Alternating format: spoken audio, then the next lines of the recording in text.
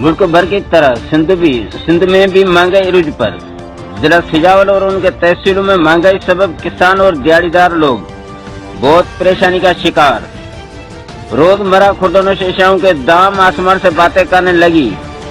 सब्जी में हरी मिर्ची 260 रुपए किलो, आलू प्याज 60 रुपए, टमाटर 160 रुपए और आटा 60 से 70 रुपए किलो तक जा पहुंचा।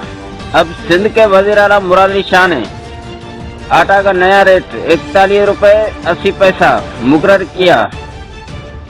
इस मुकर्ररी की वजह से गरीब आवाम में खुशी की लहर, लेकिन वजीर आला सिंध का ऐलान ही रह गया, अमल नहीं हुआ। मिल मालकान और व्यापारियों ने 1 रुपया भी कम नहीं किया।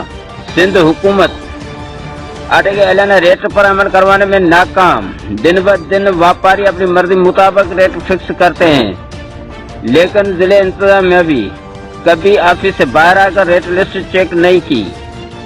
और जिला सिजावर के तहसीलों में भी एसी और मुख्तार साहिबों ने व्यापारियों से रोज खुर्दनोश अशियाओं के अपने मनपसंद रेट फिक्स करने का सबब पूछने की जहमत नहीं की। Ghulam Mustafa Jauhar, bureau chief, city one news, सिजावर।